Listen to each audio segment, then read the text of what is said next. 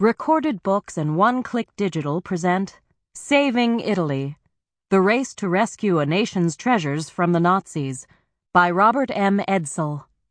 Narrated by Edoardo Ballerini and directed by Jane Kramer, with an introductory note narrated by the author. One Click Digital provides free audiobook downloads in partnership with thousands of public libraries. To see if One Click Digital's extensive catalog is available to you, visit your library's website. And now, Saving Italy. Prelude, August 16th, 1943. Padre Acerbi, a veteran of the Great War, passed another humid night in a Milan air raid shelter with his Dominican brothers. He hoped the terrifying events of previous evenings would not be repeated.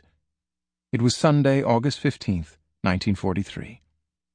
That day he and his fellow citizens had held celebrations for the Feast of the Assumption of the Virgin Mary, Ferragosto, one of Italy's most important national holidays. But the festivities had been muted.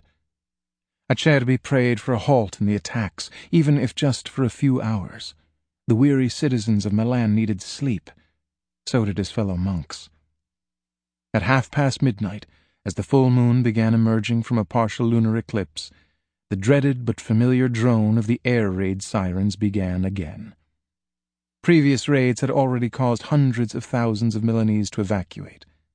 20 minutes after the sounding of sirens, they heard the airplanes overhead, then the muffled thunder of the first bombs.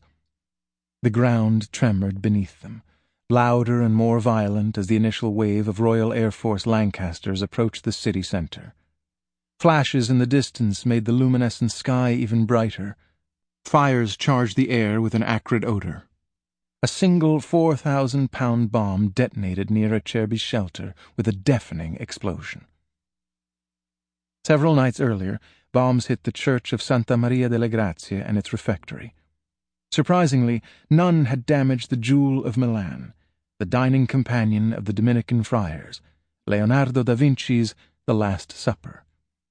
It had been a centuries-old tradition that the friars would share their meals in front of the north wall on which Leonardo had painted the 12 apostles preparing to eat theirs.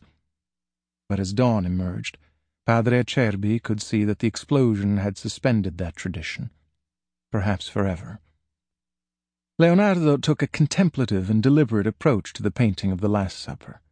Matteo Bandello, a young monk who later became a famous writer of novellas, observed Leonardo go early in the morning to work on the platform. Sample complete. Ready to continue?